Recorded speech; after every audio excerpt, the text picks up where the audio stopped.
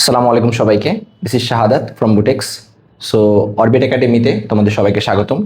আজকে আমরা যে সকল টপিকগুলো কভার করব, আমাদের চ্যাপ্টার 2 গতি, এইটার যে টপিকগুলো আছে তোমাদের বই অনুসারে একদম স্টেপ বাই স্টেপ সবগুলা টপিক দেওয়া আছে। অ্যান্ড আমাদের এই কোর্সে আমরা যা যা শেষ করব তা হচ্ছে অধ্যায়ের সব টপিক, পাশাপাশি সকল গুরুত্বপূর্ণ এমসিকিউ, সংক্ষিপ্ত ক খ টাইপ প্রশ্ন এবং সকল গুরুত্বপূর্ণ সৃজনশীল প্রশ্নগুলো আমরা কভার করে দিব। ওকে, অ্যান্ড আমাদের এই কোর্সের যে ফিচারটা আছে সেটা হচ্ছে তুমি ফ্রি গাইড বই পাবা, বোর্ড স্কুলের এমসিকিউ প্রশ্ন সলভ পাবা, বোর্ড স্কুলের সিকিউ প্রশ্ন সলভ ক্লাস পাবা, সংক্ষিপ্ত ক খ সলভ ক্লাস পাবা, জ্ঞান এবং অনুধাবনমূলক প্রশ্ন, পাশাপাশি প্রবলেম সলভিংয়ের জন্য একটা প্রাইভেট গ্রুপ পেয়ে যাবা। আর এসএসসি পরীক্ষার আগ পর্যন্ত তুমি হচ্ছে সকল ক্লাসের অ্যাক্সেস পাবা, যাতে পরীক্ষার আগে তোমার প্রস্তুতি হয় 100-এ 100। সো চলো আমরা আমাদের ক্লাস সম্পর্কে আলোচনার আগে আরেকটা বিষয় ক্লিয়ার করে নেই।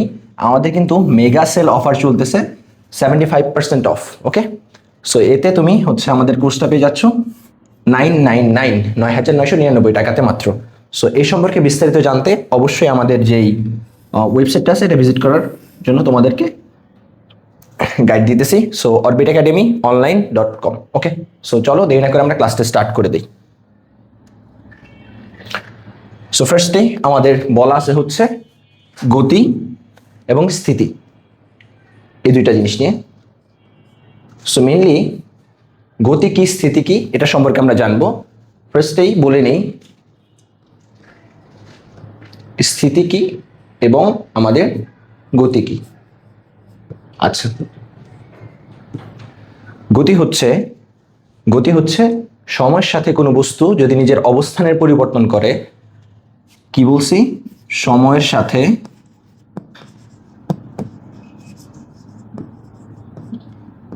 অবস্থানের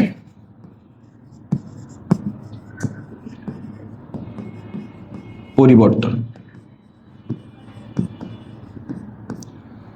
সময়ের সাথে যদি কোনো বস্তু তার অবস্থানের পরিবর্তন করে, তাহলে বস্তুর এই অবস্থানের পরিবর্তনকে বলা হচ্ছে গতি। আর এই বস্তুটিকে বলা হচ্ছে আমাদের গতিশীল। বস্তুটি হচ্ছে গতিশীল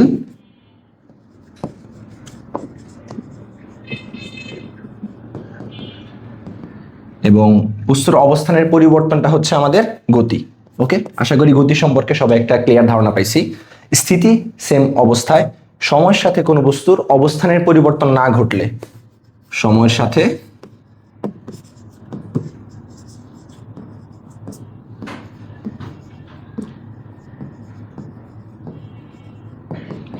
অবস্থানের পরিবর্তন না হলে তা হচ্ছে আমাদের স্থিতি। ঠিক আছে, এখন স্থিতি বস্তুর যে অবস্থানের পরিবর্তন হচ্ছে না, তাহলে বস্তুটিকে বলা হবে আমাদের স্থিতিশীল বস্তু, তাই তো?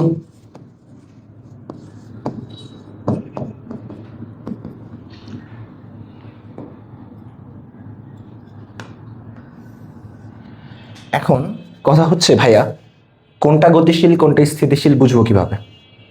এখন গতি স্থিতি এই বিষয়টা মেজার করার জন্য আমাদের অবশ্যই একটা প্রসঙ্গ কাঠামোর প্রয়োজন আছে, যার সাপেক্ষে আমরা পরিমাপ করব কোন বস্তুটি গতিশীল কোন বস্তুটি স্থিতিশীল। সো এটা জানার জন্য হচ্ছে আমরা দেখি যে আমাদের একটা রেফারেন্স ফ্রেম দরকার বা প্রসঙ্গ কাঠামো দরকার। সাপোজ আমি খেয়াল করি এখানে একটা গাছ আছে, সাপোজ ধরে নিই একটা গাছ আছে, গাছের সাপেক্ষে একটি গাড়ি সামনের দিকে এগিয়ে যাচ্ছে।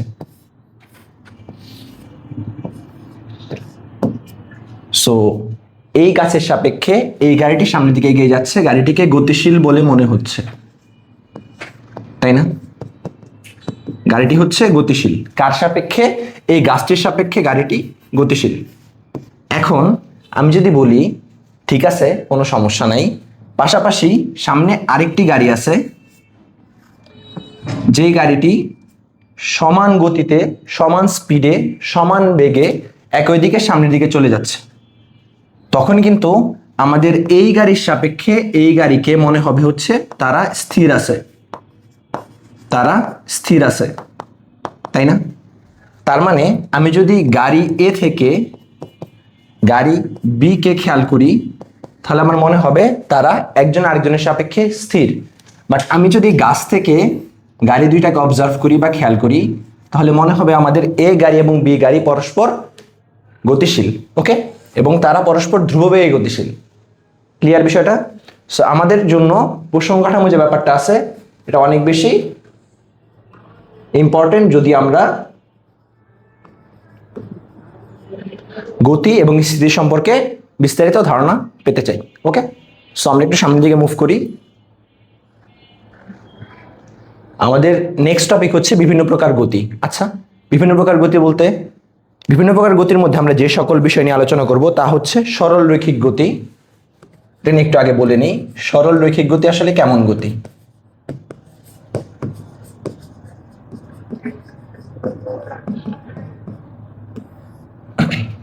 ওকে, সরল রৈখিক গতি হচ্ছে এমন একটি গতি যে কোনো বস্তুর গতি বা কোনো বস্তু চলার সময় তার গতির দিকের কোনো পরিবর্তন হচ্ছে না, স্ট্রেট একটা লাইনে বা একটা সরল রেখা বরাবর গতিশীল হচ্ছে বস্তুটি। সরল রেখা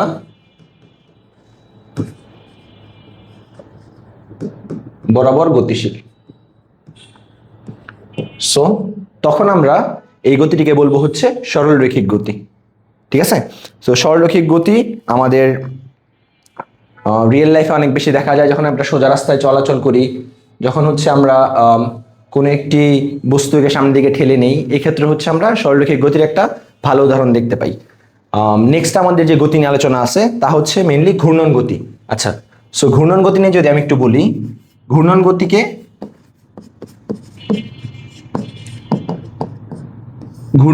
যদি আমি একটু বুঝাইতে যাই, আমরা বুঝতে পারতেছি ঘূর্ণন যেহেতু কথাটা উল্লেখ আছে, অবশ্যই পথটা হবে হচ্ছে আমাদের বৃত্তাকার পথ, তাই না? বৃত্তাকার পথ হবে।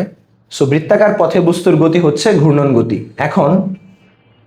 এখন কথা হচ্ছে সরল রৈখিক গতি এবং ঘূর্ণন গতি, এটা হচ্ছে আমাদের ফিজিক্সের গতির ওয়ান অফ দ্য মেজর টপিকগুলোর মধ্যে একটা, যে গতি নিয়ে আলোচনা করতে গেলে ফার্স্টে হচ্ছে আমাদের সরল রৈখিক গতি, পাশাপাশি আমাদের ঘূর্ণন গতি নিয়ে আলোচনা করতে হয়।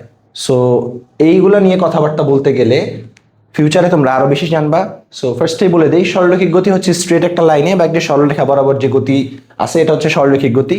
আর ঘূর্ণন গতি হচ্ছে একটি বিন্দুকে কেন্দ্র করে বৃত্তাকার পথে কোনো বস্তুর গতি হচ্ছে আমাদের ঘূর্ণন গতি। ঘূর্ণন গতির একটা এক্সাম্পল আমরা দেখতে পারি, সেটা হচ্ছে কোনো একটি বস্তুকে রশিতে বেঁধে যদি আমি এভাবে ঘোরাতে থাকি, তাহলে এই গতিটা হচ্ছে আমাদের ঘূর্ণন গতির একটা সুন্দর এক্সাম্পল। বুঝতে পারছি? দেন আমরা জানবো হচ্ছে চলন গতি সম্পর্কে। চলন গতি, ওকে, চলন গতি কি? চলন গতি হচ্ছে এমন গতি যে কোনো বস্তু একদিকে মুভ করতেছে বা একদিকে চলতেছে। কোনো বস্তু একদিকে চলার সময় যদি তার সকল কণা একই সময়ে একই দিকে সমান দূরত্ব অতিক্রম করে। আই রিপিট, কোনো বস্তু চলার সময় একই দিকে একই সময়ে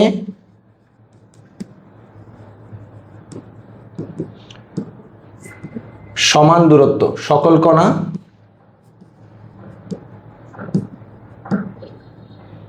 সমান দূরত্ব অতিক্রম করে, তাহলে এই গতিকে বলা হচ্ছে চলন গতি।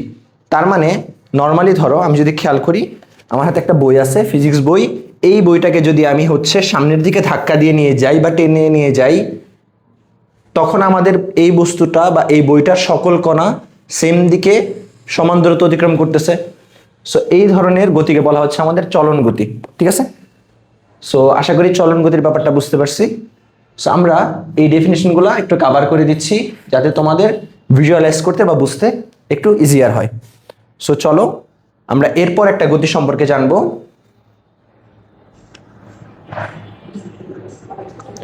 সেটা হচ্ছে আমাদের পর্যায়বৃত্ত গতি।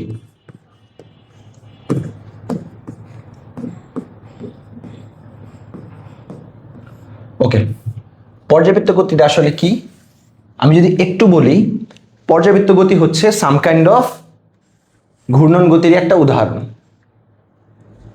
কোনো বস্তুর গতি যদি এমন হয় তা একটি নির্দিষ্ট বিন্দুকে তা একটি নির্দিষ্ট বিন্দুকে একটি নির্দিষ্ট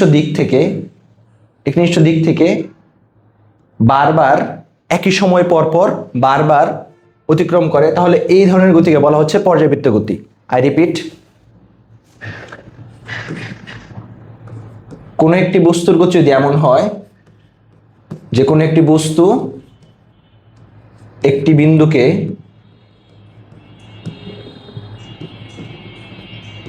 একই দিক থেকে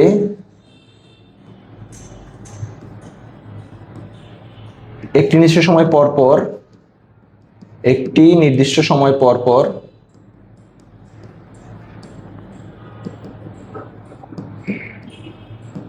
অতিক্রম করে,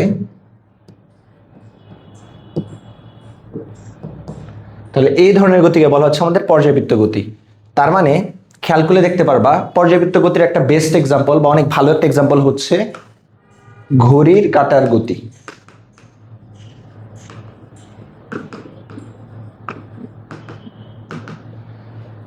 যেমন ধরো কোন একটি বস্তু বা যেমন ঘড়ির কাঁটা হচ্ছে প্রথমে ধরো যে দুপুর 12টা থেকে স্টার্ট হয়েছে, ঠিক 12 ঘন্টা পরে এইটা আবার দুপুর 12টার বা রাত 12টার কাঁটার দিকে চলে যাবে।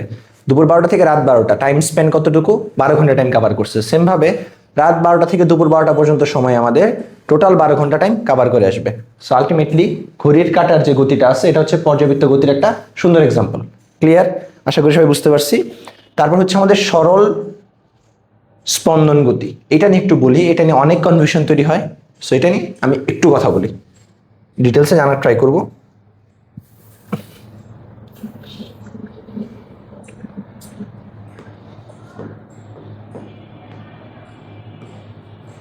সরল স্পন্দন গতি। আচ্ছা,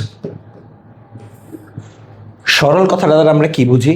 সরল মানে হচ্ছে তেমন কোনো প্রবলেম নাই, ঝামেলা নাই, সহজ সরল একটা মানুষ, ঠিক আছে? গতিটা হচ্ছে সহজ সরল একটা গতি। বাট এইখানে স্পন্দন নিয়ে একটা বড় ঝামেলা পাকায় দিছে। স্পন্দন জিনিসটা কি? আচ্ছা, হৃদস্পন্দন নাম আমরা শুনছি যে আমাদের হার্টে হৃদস্পন্দনের একটা ব্যাপার আছে। সো হৃদস্পন্দন মানে হচ্ছে আমাদের হার্টটা হচ্ছে একবার পাম্প করতেছে, সো একবার সিস্টোলিক একবার ডায়াস্টোলিক, মানে হচ্ছে পাম্প করে আবার সংকুচিত হয়, একবার প্রসারিত হয় একবার সংকুচিত হয়। মানে মুভমেন্টটা কেমন? একবার বাড়তেছে একবার কমতেছে, তাই না? সবসময় যে বাড়তেছে এমন তো না, একবার বাড়তেছে একবার কমতেছে। সো এই এক্সাম্পল অনুযায়ী আমরা বুঝতে পারি স্পন্দনটা হচ্ছে গতিটা এমন হবে না যে একই দিকে থেকে বারবার অতিক্রম করবে। গতিটা এমন হবে যে একটি বিন্দুকে একদিক থেকে একবার ক্রস করলে বা একবার অতিক্রম করলে পরের সময়টুকুতে বিপরীত দিক থেকে অতিক্রম করবে। আমি একটু ভিজুয়ালাইজ করাই তোমাদেরকে। আশা করি তোমরা ছোটবেলায় বা যে কোনো সময় বড় হওয়ার পরে অনেকে হয়তো দোল খাইছো দোলনাতে। সো দোলনাতে যখন দোল খাবা দেখবে একটা বিষয় এরকম চলে আসছে যে দোল খাওয়ার সময় তুমি একবার সামনে যাচ্ছ আবার পেছন দিকে যাচ্ছ, একবার সামনে যাচ্ছ আবার পেছন দিকে যাচ্ছ।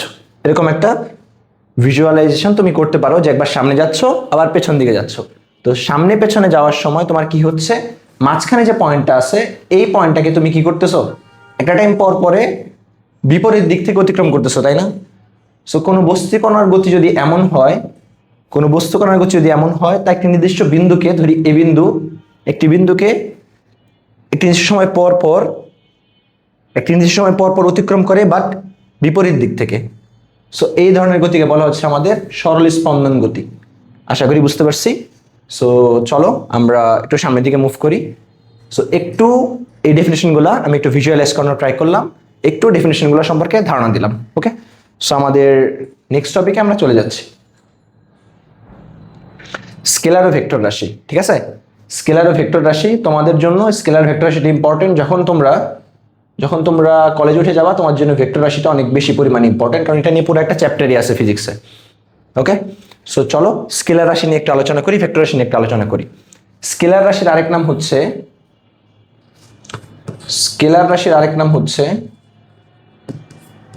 অদিক রাশি, আর ভেক্টর রাশির আরেক নাম হচ্ছে দিক রাশি। মানে অবশ্যই বোঝা যাচ্ছে যে স্কেলার যে রাশিটা আছে এই রাশিটার কোনো দিক থাকবে না, তাহলে কি থাকবে? আমরা তো জানি আলহামদুলিল্লাহ, সরি। সো আমরা তো জানি যে আমাদের স্কেলার যে রাশিটা আছে, স্কেলার রাশি একটি অদিক রাশি। তো রাশি যেহেতু অবশ্যই একটা কোয়ান্টিটি, এটা পরিমাপ করার জন্য অবশ্যই মান অথবা দিক অথবা মান দিক উভয়ের প্রয়োজন আছে।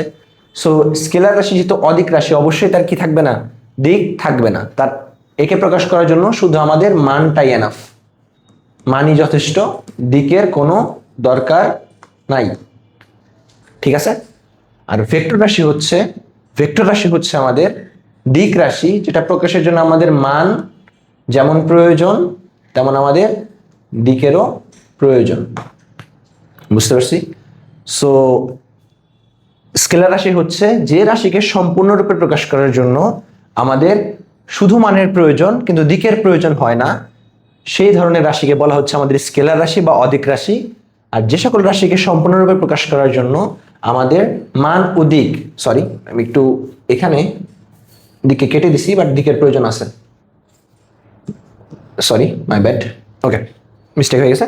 সো দেখো, ভেক্টর বা দিক রাশি হচ্ছে এমন রাশি যে রাশিকে সম্পূর্ণরূপে প্রকাশ করার জন্য আমাদের মান ও দিক উভয়ের প্রয়োজন, সেই সকল রাশিকে বলা হচ্ছে আমাদের ভেক্টর রাশি বা দিক রাশি। আশা করি বুঝতে পারছি। সো এখন ভেক্টর রাশিকে লিখার একটা নিয়ম আছে, স্কেলার রাশিকে লিখার একটা নিয়ম আছে। সো ভেক্টর রাশিকে যখন আমি লিখতে যাই, এটা আমি পরে যাচ্ছি, আগে স্কেলার রাশির কথা বলি। স্কেলার রাশিকে আমি বলতে পারি যে এ হচ্ছে একটি স্কেলার রাশি, এ দ্বারা প্রকাশ করতেছে হচ্ছে এটা দূরত্বকে, যেটাকে আমি বলতেছি ধরো 30 মিটার দূরত্ব। ঠিক আছে, ওকে। সো ভেক্টর রাশি যখন আমি প্রকাশ করতে যাব, আমি কখনো এ দিয়ে ডিরেক্টলি প্রকাশ করতে পারবো না, অবশ্যই আমার একটা অ্যারো লাগবে উপরে, এ দিয়ে উপরে একটা অ্যারো বা একটা তীর চিহ্ন দিতে হবে, তীর চিহ্ন দিয়ে ভেক্টর রাশিকে প্রকাশ করা হয়। সো ভেক্টর রাশি চেনার একটা উপায় হচ্ছে, এটাতে হয় তীর চিহ্ন থাকবে, অথবা অথবা এরকম একটা দাগ থাকবে, অথবা একক রাশি হলে আমাদের এখানে এর নিচে একটা দাগ থাকবে। এটা হচ্ছে আমাদের ভেক্টর রাশিগুলা চেনার উপায়। সো যখন আমরা স্কেলার রাশি নিয়ে আলোচনা করব, তখন আমরা দেখব যে এটাতে শুধু মান আছে, দিকটা দেওয়া নাই, তখন এটা হয়ে যাবে স্কেলার রাশি। সো ম্যাক্সিমাম তোমাদের এখানে আলোচনা হচ্ছে স্কেলার রাশি নিয়ে, ভেক্টর রাশি নিয়ে তেমন কোনো আলোচনা নাই, জাস্ট হচ্ছে ডেফিনেশনটা বা সংজ্ঞাটা আর হচ্ছে চিহ্নটা দেখতে কেমন হয় এটা নিয়ে আলোচনা আছে। সো ভেক্টর রাশি এবং স্কেলার রাশি নিয়ে বিস্তারিত তোমরা হচ্ছে স্কেলার রাশিটা দেখবা ক্লাস 9-10-এ, এন্ড হচ্ছে ভেক্টর রাশি নিয়ে আলোচনা বিস্তারিত আমাদের কলেজ বা ইন্টারমিডিয়েটে আছে। ওকে, সো চলো আমরা আমাদের নেক্সট পেজে চলে যাই। দূরত্ব ও সরণ, খুবই ইম্পর্টেন্ট একটা টপিক, দূরত্ব ও সরণ। দূরত্ব কি, সরণ কি? ফার্স্টে দূরত্ব, তারপর এখানে লিখে আমি সরণ। আচ্ছা, দূরত্ব কি? দূরত্ব হচ্ছে, নর্মালি বুঝি আমি যে ঠিক আছে আমার বাসা থেকে আমার স্কুলের দূরত্ব হচ্ছে ধরো 1 কিলোমিটার বা 2 কিলোমিটার এরকম, এটা হচ্ছে দূরত্ব। এখন কথা হচ্ছে দূরত্ব হচ্ছে সময়ের সাথে কোনো বস্তু যদি তার অবস্থানের পরিবর্তন করে, তাহলে অবস্থানের যে পরিবর্তনটা এটাই হচ্ছে আমাদের দূরত্ব। কিন্তু আমি কিন্তু বলি নাই, আমি বলছি একটা দূরত্ব অতিক্রম করে বা হচ্ছে একটা ডিস্টেন্স অতিক্রম করে বা অবস্থানের পরিবর্তন করে, আমি কি বলছি যে নির্দিষ্ট দিকে পরিবর্তন করছে? একবারও কিন্তু বলি নাই। সো নির্দিষ্ট দিকে পরিবর্তন কিন্তু করে নাই অবস্থান, তো নির্দিষ্ট দিক না। তার মানে দূরত্ব হচ্ছে সময়ের সাথে কোনো বস্তু তার অবস্থানের পরিবর্তন করলে, নট নির্দিষ্ট দিক, এটা মেনশন করা যাবে না। সময়ের সাথে কোনো বস্তু তার অবস্থানের পরিবর্তন করলে যে কোনো দিকে হইতে পারে, সেটা হচ্ছে আমাদের দূরত্ব। বুঝতে পারছি? অ্যান্ড আমাদের সরণটা হচ্ছে অবশ্যই নির্দিষ্ট দিকে হইতে হবে, সময়ের সাথে অবস্থানের পরিবর্তন হবে বাট নির্দিষ্ট দিকে হইতে হবে। সময়ের সাথে অবস্থানের পরিবর্তন নির্দিষ্ট দিকে যদি হয় তাহলে তা হবে সরণ। আমি একটু এক্সাম্পল দিয়ে তোমাদেরকে বুঝাই। ধরো সাপোজ তুমি হচ্ছে, আমি উপরে হচ্ছে উত্তর দিলাম, উত্তর দিক, নিচে হচ্ছে দক্ষিণ দিক, এদিকে হচ্ছে পূর্ব দিক, এদিকে হচ্ছে পশ্চিম দিক। আচ্ছা, আমি তোমাকে বললাম ঠিক আছে ভাইয়া, আমি হচ্ছে ফার্স্টে পূর্ব দিকে যাব 10 মিটার, পূর্ব দিকে গেলাম হচ্ছে আমি 10 মিটার, পূর্ব দিকে 10 মিটার যাওয়ার পরে আমি উত্তর দিকে গেছি হচ্ছে কতটুকু, আমি আচ্ছা 10 মিটার না দিয়ে একটা ভালো এক্সাম্পল দিই, তোমরা আশা করি বুঝতে পারবা।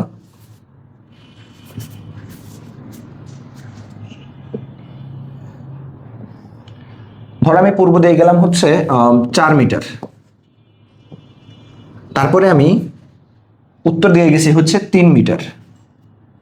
ঠিক আছে, এখন আমি যদি তোমাকে বলি ভাই দূরত্ব কত হবে, তুমি নিঃসন্দেহে বলবা দূরত্বটা হবে হচ্ছে আমাদের 4 + 3 দ্যাট মিনস 7 মিটার। ঠিক আছে, কোনো সন্দেহ নাই, কারণ দিক পরিবর্তন করছে, দিকের সাথে আমাদের কোনো সম্পর্ক নেই। কতটুকু গেছে, প্রথমে 4 পরে 3। ঠিক আছে, নর্মালি কতটুকু হাঁটছো তুমি স্কুলে যাওয়ার জন্য, কতটুকু হাঁটছো, ফার্স্টে 4 মিটার হাঁটছো, পরে 3 মিটার হাঁটছো, মানে টোটাল তুমি 7 মিটার হাঁটছো। কোনো সমস্যা নেই, এটা হচ্ছে আমার দূরত্ব। বাট আমি যখন সরণ নিয়ে কথা বলবো, সরণ নিয়ে কথা বলার সময় আমি ধরো এইদিকে গেছি হচ্ছে সেম আগের মতো 4 মিটার, তারপরে এইদিকে গেছি হচ্ছে আমি 3 মিটার। তাহলে আমাদের সরণটা কি, সরণটা ডিপেন্ড করে হচ্ছে আমাদের নির্ভর করে হচ্ছে আদি অবস্থান এবং শেষ অবস্থানের মধ্যবর্তী সরল রৈখিক দূরত্বের উপর। আদি অবস্থান এবং শেষ অবস্থানের মধ্যবর্তী সরল রৈখিক দূরত্বের উপর নির্ভর করে হচ্ছে সরণ। তাহলে আমি সরণটা বলতে পারবো এখান থেকে এখানে স্ট্রেট ডিস্টেন্স, যেটা পিথাগোরাস অ্যাপ্লাই করলে ম্যাথে তোমরা জানতে পারবা, এটা হবে হচ্ছে √3² + 4² দ্যাট মিনস 5 মিটার। সো আমাদের সরণটা আসবে হচ্ছে অ্যাকচুয়ালি সরণটা আসবে হচ্ছে 5 মিটার। সো সরণ হচ্ছে নির্দিষ্ট দিকে সরল রৈখিক দূরত্ব, আর দূরত্ব হচ্ছে আমাদের যে কোনো দিকে আমাদের অবস্থানের পরিবর্তনটাই হচ্ছে দূরত্ব। আশা করি বুঝতে পারছি। সো আমরা আমাদের নেক্সট টপিকে চলে যাই। আচ্ছা, নেক্সট টপিকে চলে যাওয়ার আগে আমি আরেকবার একটু মেনশন করে দিই, দূরত্ব যে জিনিসটা আছে এগুলো একটা একক নিয়ে আলোচনা করি। দূরত্বের একক হচ্ছে আমাদের মিটার, সরণের একক হচ্ছে আমাদের মিটার একক।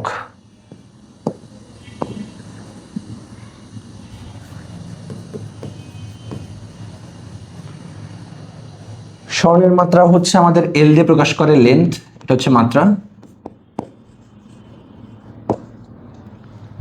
সেম ভাবে দূরত্বের ক্ষেত্রে আমি এল দিয়ে প্রকাশ করবো, এটা হচ্ছে মাত্রা। সো এদিকে আমাদের কোনো প্রবলেম নাই। সো যেহেতু মাত্রা লিখতেছি, থার্ড ব্র্যাকেট দেওয়াটা হচ্ছে আমাদের জন্য ইম্পর্টেন্ট। আচ্ছা, এগুলো নিয়ে আলোচনা করবো, সমস্যা নেই। সো আলটিমেটলি আমরা দেখতে পারতেছি একটা বিষয়, সেটা হচ্ছে মাত্রা এবং একক কিন্তু দূরত্ব এবং সরণের ক্ষেত্রে সেম, কারণ সময়ের সাথে অবস্থানের পরিবর্তন হচ্ছে। চেঞ্জটা হচ্ছে আমাদের ভ্যালুগত দিক থেকে এবং ডিরেকশনের দিক থেকে বা দিকের দিক থেকে। বুঝতে পারছি? সো আমরা আমাদের নেক্সট টপিকে চলে যাই। নেক্সট টপিকটা হচ্ছে দ্রুতি এবং বেগ নিয়ে। সুন্দর একটা টপিক। সেম ভাবে সরণ এবং আমাদের দূরত্বের মধ্যে যেরকম একটা ডিফারেন্স দেখতে পারছি, দ্রুতি এবং বেগের মধ্যে আমরা সেম পরিমাণ একটা ডিফারেন্স দেখতে পারবো। আমি একটু দ্রুতি নিয়ে আগে আলোচনা করি। এখানে দ্রুতি এবং পরবর্তীতে আমাদের বলা আছে হচ্ছে বেগ। আচ্ছা, দ্রুতি কি, বেগ কি? দ্রুতি হচ্ছে সময়ের সাথে, অবশ্যই সময়ের সাথে হইতে হবে, সময়ের সাথে কোনো বস্তুর অবস্থানের পরিবর্তন হলে, সময়ের সাথে কোনো বস্তুর অবস্থানের পরিবর্তন হলে, সময়ের সাথে কোনো বস্তুর অবস্থানের পরিবর্তন হলে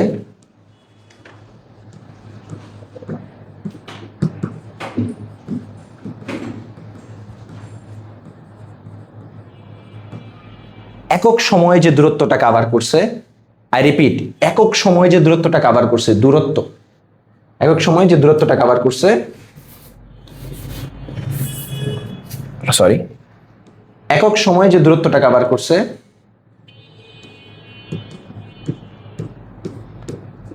সেটা হচ্ছে আমাদের দ্রুতি। এখন কথা হচ্ছে ভাইয়া এইটা কেমন কথা, যে একক সময়ে যে দূরত্ব কভার করছে সেটা হচ্ছে দ্রুতি, কিন্তু আপনি তো এখানে চাইলে সরণও বলতে পারতেন, সরণ কেন বললেন না? টুইস্টটা এখানেই, আমাদের দূরত্বটা হচ্ছে একটি কেমন রাশি, নির্দিষ্ট দিকে হয় না। দূরত্ব হচ্ছে আমাদের সেম সরণের মতোই, জাস্ট একটা পার্থক্য, সেটা হচ্ছে কোনো নির্দিষ্ট দিকে হয় না, যার কারণে দিকটা যে কোনো সময় চেঞ্জ হতে পারে। সো দ্রুতি হচ্ছে এমন একটা জিনিস যেটা হচ্ছে কখনো নির্দিষ্ট একটা দিকে থাকবে না, নির্দিষ্ট দিকে থাকবে না, দিক যে কোনো দিকে হইতে পারে, দিক চেঞ্জ হইতে পারে। সো একক সময়ে যে দূরত্বটা আমি পাবো সেটা হচ্ছে আমাদের দ্রুতি। দ্রুতির একক কি? দ্রুতির একক হচ্ছে আমাদের সেম ভাবে metre per second, metre per second. Same ভাবে আমাদের দ্রুতির মাত্রাটা হচ্ছে, অবশ্যই থার্ড ব্র্যাকেট দিয়ে লিখবা, এল টি ইনভার্স 1। ওকে, সেম ভাবে আমি যদি বেগের ক্ষেত্রে চলে আসি, বেগ আর দ্রুতির মধ্যে যে মেজর পার্থক্যটা আছে সেটা হচ্ছে জাস্ট সরণের পার্থক্য, দ্যাট মিনস দিকের পার্থক্য।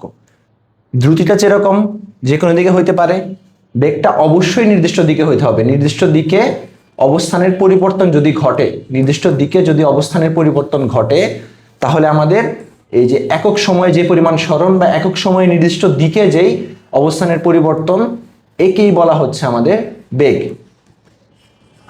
ওকে, দ্যাট মিনস এই সরণটা এখানে ইম্পর্টেন্ট। দ্রুতির ক্ষেত্রে আমাদের দূরত্বটা ইম্পর্টেন্ট, বেগের ক্ষেত্রে আমাদের সরণটা ইম্পর্টেন্ট। সো সেম কেসে আমাদের এককটা হবে হচ্ছে অবশ্যই মিটার পার সেকেন্ডে, অ্যান্ড আমাদের মাত্রাটা হবে অবশ্যই এলটি ইনভার্স 1। সো দেখো একটা জিনিস খেয়াল করে দেখতে পারবা, দ্রুতি এবং বেগের ক্ষেত্রে কিন্তু আমাদের একক এবং মাত্রাগত কোনো পার্থক্য নাই। সেম ভাবে সরণ এবং দূরত্বের ক্ষেত্রেও আমাদের মাত্রাগত কোনো পার্থক্য ছিল না। একটা জায়গায় পার্থক্য, সেটা হচ্ছে নির্দিষ্ট দিক। তার মানে দিকটা অবশ্যই ইম্পর্টেন্ট, বুঝতে পারছি? সো দিকের ইম্পর্টেন্সের কারণে কিন্তু আমাদের ডিফারেন্ট দুইটা ডেফিনিশন চলে আসছে, বুঝতে পারছি? সো চলো আমরা আমাদের নেক্সট টপিকে চলে যাই। আমাদের নেক্সট টপিকে বলা হচ্ছে ত্বরণ নিয়ে। ফাইন, খুবই সুন্দর একটা টপিক। ত্বরণ আলাদা একটা জিনিস কভার করে রেখে দিছে হয়। সো ত্বরণ জিনিসটা কি? ত্বরণ জিনিসটা কি? ত্বরণ হচ্ছে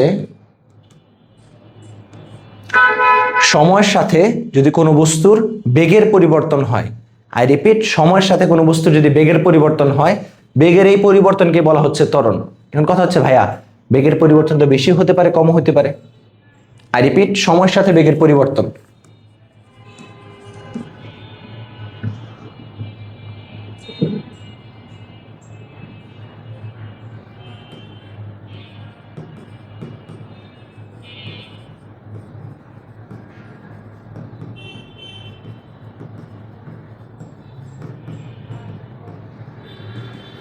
সময়ের সাথে বেগের পরিবর্তনটাই হচ্ছে ত্বরণ। এখন কথা হচ্ছে যেটা বলতেছিলাম যে ভাইয়া, সময়ের সাথে বেগের পরিবর্তনটা তো বেশি হইতে পারে।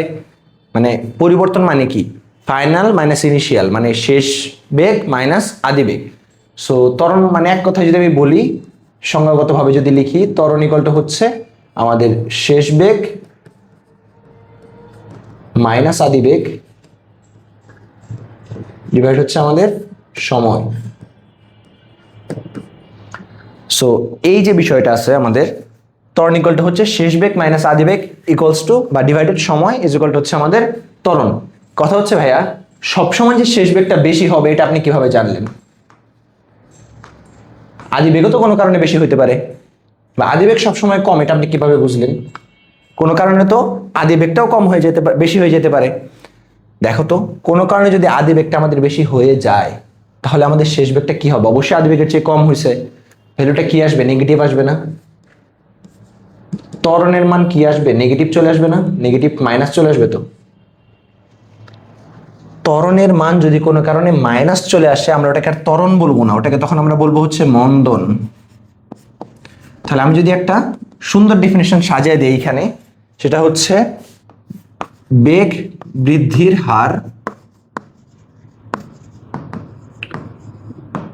এইটা হচ্ছে আমাদের ত্বরণ, আর বেগ হ্রাসের হার এটা হচ্ছে আমাদের মন্দন। রাইট? সুন্দর একটা ডিফারেন্স হয়ে গেল দুইটার মধ্যে। সো দুইটা কিন্তু সেম রিলেটেড রাশি, সেম টাইপের রাশি। এককটা হচ্ছে আমাদের মিটার পার সেকেন্ড স্কোয়ার, মাত্রাটা হচ্ছে আমাদের এলটি ইনভার্স 2। সেম ভাবে মন্দনের ক্ষেত্রেও সেম জিনিস, কোনো পার্থক্য নাই। সো একটা বিষয় হচ্ছে, ত্বরণকে যখন আমি লিখতে যাব, যদি নেগেটিভ কখনো কোনো অ্যান্সার আসে, আমরা নেগেটিভ সাইনটা উঠায় দিয়ে ওটাকে মন্দন আকারে ডিফাইন করতে পারি। ধরো কোনো কারণে আসলো আমাদের ত্বরণের মান, ত্বরণকে আমি প্রকাশ করি এ দিয়ে, ইংরেজিতে বলে অ্যাক্সেলারেশন, অ্যাক্সেলারেশন প্রকাশ করি হচ্ছে আমি এ দিয়ে। আমি বললাম ত্বরণ বা এর মানটা আসছে হচ্ছে এরকম, এ ইজ ইকুয়াল টু আসছে হচ্ছে, আচ্ছা একটা সেকেন্ড, আমি এরকম বললাম যে আমাদের এর মানটা চলে আসছে হচ্ছে -20 মিটার/সেকেন্ড স্কোয়ার। সাপোজ ধরে নাও এটা আমি বলছি। সো এটা দ্বারা ডিফাইন করতেছে আমাদের, এটা হচ্ছে আমাদের ত্বরণ যার মান আসছে নেগেটিভে। আমি যদি বলতাম ঠিক আছে ত্বরণ লিখছো, এটা মন্দন কি একই হবে? না, মন্দন একই হবে না। মন্দনের সময় তুমি কি করবা, মাইনাস সাইনটা বাদ দিয়ে দিবা, এটা আসবে হচ্ছে 20 মিটার/সেকেন্ড স্কোয়ার। কেন? কারণ নেগেটিভ কথাটা দ্বারাই মিন করতেছে মন্দন, পজিটিভ কথাটা যেমন ত্বরণকে ডিফাইন করে, তাই আমার বোঝানোর জন্য বলা লাগছে যে সামনে একটা নেগেটিভ আছে। ত্বরণ কিন্তু নেগেটিভ ত্বরণ, মন্দন কথার মধ্যে নেগেটিভ কথাটা উল্লেখ আছে, ঠিক আছে? তাই আমাদের নেগেটিভ চিহ্নটা সামনে দেওয়ার কোনো দরকার নাই। বুঝতে পারছি? ওকে, সো চলো আমরা আমাদের নেক্সট টপিকে সামনের দিকে মুভ করি। গতির সমীকরণ, সুন্দর একটা বিষয়। এইটা নিয়ে আমাদের যত রকমের ম্যাথমেটিক্যাল প্রবলেম আছে। আচ্ছা, তোমাদের একটু বলি, সেটা হচ্ছে একটু প্রিভিয়াস লেকচারে যাই। ত্বরণ নিয়ে আলোচনা করছি না? ত্বরণ নিয়ে আলোচনা করতে গেলে আমাদের একটা বিষয় চলে আসে, সেটা হচ্ছে আমি সবসময় স্টুডেন্টকে বলি যে সবসময় ত্বরণে পড়াশোনা করবা, কখনো মন্দনে যাবা না। কেন যাবা না? কারণ হচ্ছে তুমি যদি ত্বরণে পড়াশোনা করো, তোমার বেগ সবসময় বাড়বে, পড়াশোনার বেগ বাড়বে, পড়াশোনাটা সবসময় বাড়বে। যদি মন্দনে যাও, তোমার পড়াশোনাটা দিন দিন কমবে। দেখো আমরা যত বড় হই আমাদের কিন্তু পড়াশোনা বাড়ে, কিন্তু আমরা ওই পরিমাণ পড়াশোনা করি না, যার কারণে আমাদের রেজাল্টটা গ্র্যাজুয়ালি দেখবা। যখন ছোট ক্লাসে থাকি আমরা সবাই ক্লাসের মধ্যে ম্যাথে 100 ফিজিক্সে 100 মানে ফিজিক্স তখন তোমাদের ছিল না, বিজ্ঞানে 100 এরকম আমরা পাই। যখন আস্তে আস্তে বড় হয়ে স্টার্ট করি, তখন কিন্তু আমাদের মার্কগুলা কমা স্টার্ট করে, ড্রাস্টিক্যালি ফল করে। সো A+ পাওয়াটা কষ্ট হয়ে যায়, যখন কলেজ উঠবে দেখবা পাস করা কষ্ট হয়ে যেতেছে, তখন অনেক রকমের প্যারাদায়ক জিনিসপত্র হয়। সো সবসময় বলবো ত্বরণকে ইয়েস বলতে এবং মন্দনকে নো বলতে। ক্লিয়ার? আচ্ছা, আমি বলতেছি ভাইয়া ত্বরণ হলো না মন্দন হলো না, আমি রেগুলার সেম পড়াশোনা করতেছি, কোনো আপগ্রেডেশন নাই, কোনো কিছু নাই। তাহলে আমি দেখো তো এই সমীকরণ থেকে আমরা কি জানতে পারি? ত্বরণ মানে কি? ত্বরণ মানে হচ্ছে বলছিলাম শেষ বেগ মাইনাস আদি বেগ ডিভাইড হচ্ছে আমাদের সময়। সো শেষ বেগ আর আদি বেগ সমান। দেখো তো শেষ বেগ আদি বেগ সমান হইলে উপরে কি চলে আসে? 0 চলে আসে না? শেষ বেগ আদি বেগ যদি কোনো কারণে সমান হয়, উপরে কি চলে আসবে? 0 চলে আসবে না? তাহলে ত্বরণের মানটা তুমি কি পাবা? 0/সময়। তার মানে কি ত্বরণটা চলে আসবে 0। সো ত্বরণ 0 হওয়া মানে তুমি নিজেকে কি করো নাই? আপডেট করো নাই, তুমি সমবেগে যাচ্ছ। এটা হচ্ছে সমবেগকে ডিফাইন করে। তুমি নিজেকে আপগ্রেড করো নাই, তুমি সমবেগে যাচ্ছ। তুমি সমবেগে যাওয়ার কারণে কি হয়েছে? তোমার পড়াশোনার মান ঠিকই বাড়তেছে, কিন্তু তোমার ওই লেভেলে পড়াশোনাটা হচ্ছে না, যার কারণে প্রবলেম যেটা দাঁড়াইছে, তুমি দিন দিন গ্র্যাজুয়ালি তোমাদের রেজাল্টটা ফল করতেছে। সো আমি যেটা বলবো, ত্বরণটা সবসময় কি রাখবা? পড়াশোনাটা সবসময় ত্বরণে করবা, নট মন্দনে, নট সমবেগে। কোনো কারণে যে ত্বরণ ধরে রাখতে না পারো, সমবেগে করো, বাট একটা টাইম পরে মন্দনে নিয়ে যাও। কিন্তু একটা টাইম পরে ত্বরণে নিয়ে যাও, বাট মন্দনে যাওয়া যাবে না। ক্লিয়ার বিষয়টা? ওকে, সো আমরা আমাদের নেক্সট যেই টপিকটা ছিল গতির সমীকরণ, বলছিলাম স্টার মার্ক, মানে এটা দিয়ে আমাদের ম্যাথমেটিক্যাল যত প্রবলেম আসে এই চ্যাপ্টারে সেগুলো চলে আসে। আমি একটু ডিফাইন করে নিই যে আসলে কোনটা দ্বারা কি মিন করে। এস দ্বারা মিন করে হচ্ছে আমাদের সরণ। ওকে, এস দ্বারা মিন করে সরণ, অনেক সময় দূরত্বকে বোঝায়, নিশ্চিত দিকে দূরত্বকে বোঝায়, সরণই বলে দিলাম। এস দ্বারা বোঝায় হচ্ছে আমাদের সরণ, আমাদের ভি দ্বারা বোঝায় হচ্ছে বেগ, ঠিক আছে?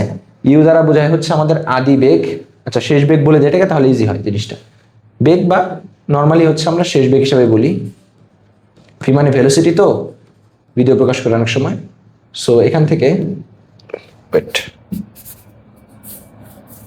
আচ্ছা, সো ইউ দ্বারা প্রকাশ করা হচ্ছে আমাদের আদি বেগ,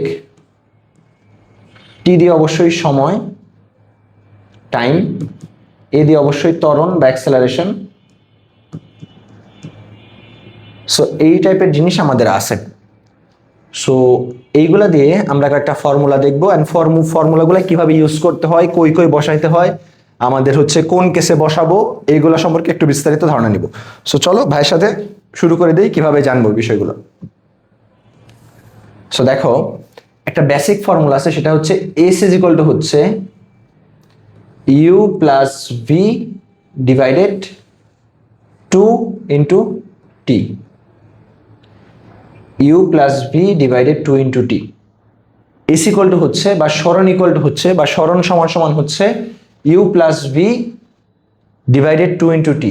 ইউ মানে হচ্ছে আদিবেগ, ভি মানে হচ্ছে শেষ বেগ, ডিভাইডেড 2 ইন্টু সময়। আদিবেগ শেষ বেগের যে গড়টা আছে এটাকে যদি আমি টি দিয়ে গুণ করি তাহলে আমি পেয়ে যাব হচ্ছে আমাদের সরণটা। আচ্ছা, কথা হচ্ছে ভাইয়া ফর্মুলাটা আমি বুঝতে পারছি। এখন আমার কথা হচ্ছে এই যে আগে বলছিলাম না যে সমবেগে যাচ্ছি আমি, বেগের কোনো চেঞ্জ হচ্ছে না, তাহলে আমি কি দেখতে পারবো এই কেসটাতে যে আমাদের U is equal to V, এখন সমবেগে যাচ্ছে, U is equal to V হলে এটা হয় সমবেগ। সো আমি দেখতে পারতেছি এখানে ইউ যেটা ছিল এটা ভিতে কনভার্ট হয়ে গেছে। আমি একটু মুছে দিই, বেশি হিজিবিজি হয়ে যাচ্ছে। আচ্ছা, so S is equal two দাঁড়াচ্ছে আমাদের ভি, ইউ এর ভ্যালু ভি বসাই দিছি, ভি এর জায়গায় ভি আছে, ডিভাইডেড 2 ইন্টু টি। তাহলে আলটিমেটলি অ্যান্সারটা কি দাঁড়াইছে এখানে, এস ইজ ইকুয়াল টু হচ্ছে 2v ডিভাইডেড 2 ইন্টু টি। সো 2 কাটা থাকতেছে আমাদের S equal to VT. S is equal to VT হচ্ছে আমাদের এমন একটা ফর্মুলা যেটা আমরা অ্যাপ্লাই করি হচ্ছে, যেটা আমরা জেনারেলি অ্যাপ্লাই করে থাকি হচ্ছে সমবেগের ক্ষেত্রে। সমবেগে চলমান কোনো বস্তুর যখন আমি দূরত্ব নির্ণয় করতে যাব বা সরণ নির্ণয় করতে যাব নির্দিষ্ট দিকে, তখন আমার অবশ্যই এস ইজ ইকুয়াল টু ভিটি এর ফর্মুলা অ্যাপ্লাই করে দিতে পারি শর্টকাটে, অথবা চাইলে আমরা এই ফর্মুলা বসাই যেতে পারি যেখানে আমাদের আদিবেগ শেষ বেগ সমান থাকবে। বুঝতে পারছি? সো এস এর একটা ফর্মুলা নিয়ে আমরা আলোচনা করলাম, এটা একটা ফর্মুলা, এন্ড এর থ্রুতে এটাও একটা ফর্মুলা চলে আসে, এটা হচ্ছে আমাদের সমবেগের ক্ষেত্রে। দুইটা ফর্মুলা নিয়ে আলোচনা কিন্তু অলরেডি হয়ে গেছে। ক্লিয়ার? আচ্ছা, আমাদের আরো ফর্মুলা আছে, ওগুলো নিয়ে একটু আলোচনা করি, চলো। সো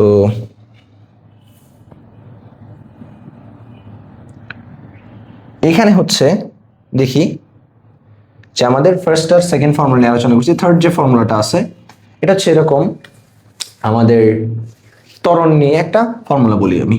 ত্বরণ হচ্ছে এ ইজ ইকুয়াল টু হচ্ছে ভি মাইনাস ইউ ডিভাইডেড টি। এটা নিয়ে আমি ত্বরণ চ্যাপ্টারে বা ত্বরণের টপিকে আলোচনা করে আসছি যে ভি মাইনাস ইউ ডিভাইডেড টি, তার মানে কি শেষ বেগ মাইনাস আদিবেগ ডিভাইডেড হচ্ছে সময়। এটা করলে আমি ত্বরণ পাই। এটাও একটা ফর্মুলা, ফর্মুলা আকারে মনে রাখতে পারো এটাকে, ঠিক আছে? সো এই ফর্মুলার মাধ্যমে আমি ত্বরণ জানতে পারি এ ইজ ইকুয়াল টু হচ্ছে ভি মাইনাস ইউ ডিভাইডেড টি। যদি কোনো কারণে ভি দেওয়া থাকে, ইউ দেওয়া থাকে এবং সময়টা দেওয়া থাকে, আমি অবশ্যই ত্বরণ বের করে ফেলতে পারবো। অথবা এই ত্বরণগুলো দেওয়া আছে, আমি এখান থেকে ভি এর ভ্যালু বা ইউ এর ভ্যালু বের করতে পারবো। এটাকে আরেকটা ওয়েতে বা অথবা আকারে লিখি, আরেকটা ফরম্যাটে লেখা যায়, সেটা হচ্ছে একে যদি আমি ক্রস গুণ করে দেই যে A into T is equal to হচ্ছে V minus U, that means V is equal to হচ্ছে ইউ প্লাস এটি। এটা কিন্তু আমার এই ফর্মুলার একটা রূপ, ঠিক আছে?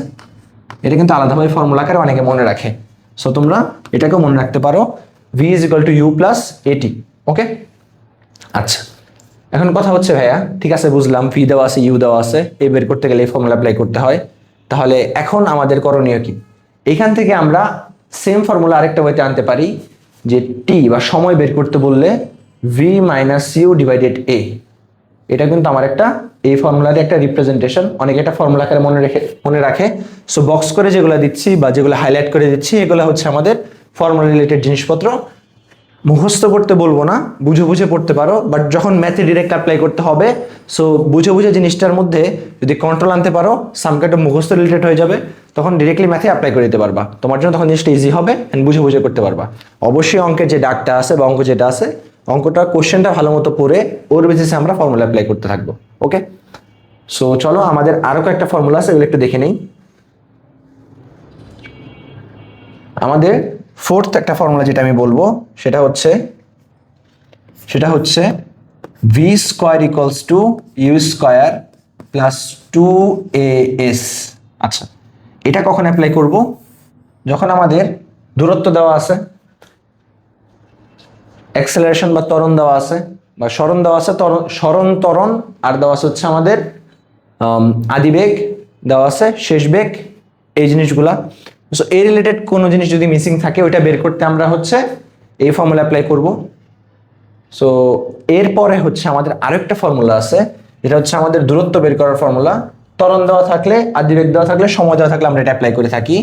এস ইজ ইকুয়াল টু হচ্ছে ইউটি প্লাস হাফ এ টি স্কোয়ার। ওকে, সো এই ফর্মুলাটা হচ্ছে আমরা ইউজ করে থাকি সরণ নির্ণয় করার ক্ষেত্রে। ওকে। ফাইন। সো এই ফর্মুলাগুলো মোটামুটি ওভারঅল আমাদের এই চ্যাপ্টারের জন্য গুরুত্বপূর্ণ। আরও কিছু ফর্মুলা আছে পরন্ত বস্তুর ক্ষেত্রে, সো ওই ফর্মুলাগুলো ইউজ করে আমরা হচ্ছে পরন্ত বস্তুর প্রবলেমগুলো সলভ করে ফেলতে পারবো। সো আপাতত গতির যে জিনিসগুলো আছে এখানে আমাদের মেনলি এই 5টা ফর্মুলাই লাগে, আর এই ফর্মুলার সাব ফর্মুলা আছে দুইটা, এই দুইটা লাগে। ওকে, সো চলো আমরা সামনের দিকে মুভ করি। সুন্দর একটা প্রবলেম দেওয়া আছে, আমার কাছে ক্যালকুলেটর আছে, ইজিলি সলভ করে ফেলতে পারবো আশা করি। Okay fine. সো তোমরা অ্যান্সারটা মিলাই নেবা, ভাইয়ার ক্যালকুলেশনটা ঠিক আছে কিনা। আচ্ছা, একটি গাড়ির বেগ স্থির অবস্থা থেকে, বুঝো স্থির অবস্থা বলা মানেই আদিবেগ 0 মিটার পার সেকেন্ড। স্থির অবস্থা থেকে বেড়ে 1 মিনিটে সময় কতটুকু? 1 মিনিট, টাইম হচ্ছে 1 মিনিট। এখন কথা হচ্ছে মিনিটেই তো রাখবো না, কখনোই মিনিটে রাখবো না। আমরা সবসময় ম্যাথ যখন করবো ফিজিক্সে এসআই এককে নিয়ে যাওয়ার ট্রাই করবো, স্ট্যান্ডার্ড ইউনিটে নেওয়ার ট্রাই করবো।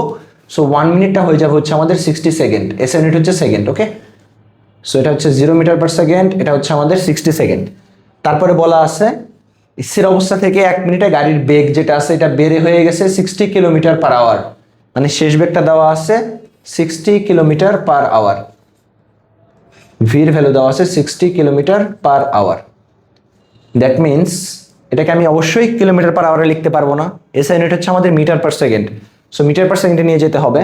সো এখানে আমি 60 দিলাম, কিলোমিটার যেহেতু মিটারে কনভার্ট করতে হলে কি করতে হবে? 1000 দিয়ে গুণ করতে হবে, হয়ে গেল মিটার। আর আওয়ারটা আছে দেখো নিচে, পার আওয়ার। সো নিচে আছে 1 আওয়ার, 1 আওয়ার আছে। সো আমি এটাকে একটু ব্রিফ করি বা একটু বড় করে লিখি। উপরে হয়ে গেছে 60 ইন্টু 1000 মিটার, নিচে হচ্ছে আমাদের 1 আওয়ার। 1 আওয়ার তো আমাদের নর্মালি এসআই ইউনিট না, আমাদের নিতে হবে সেকেন্ডে। সো 1 আওয়ার মানে কত? 1 আওয়ার মানে 60 second, 60 minute. So ultimately 60 into 60 এত সেকেন্ড, ঠিক আছে। সো এটা হচ্ছে আমাদের এসআই ইউনিটে কনভার্ট হয়েছে। সো আলটিমেটলি আমি দেখো ক্যালকুলেশনগুলি 60 কাটতে পারি। সো 1000কে যদি আমি 60 দিয়ে ডিভাইড করি, 1000কে যদি আমি 60 দিয়ে ডিভাইড করি, আমাদের অ্যান্সার চলে আসবে হচ্ছে 16.67 মিটার পার সেকেন্ড। এটা হচ্ছে আমাদের শেষ বেগ, ঠিক আছে। গাড়িটির ত্বরণ জানতে চাওয়া হয়েছে, ত্বরণ মানে এর ভ্যালু জানতে চাওয়া হয়েছে, এ ইজ ইকুয়াল টু ওয়াট। দেখো আমি বেগ বের করে একটা শর্টকাট টেকনিক বলে দেই।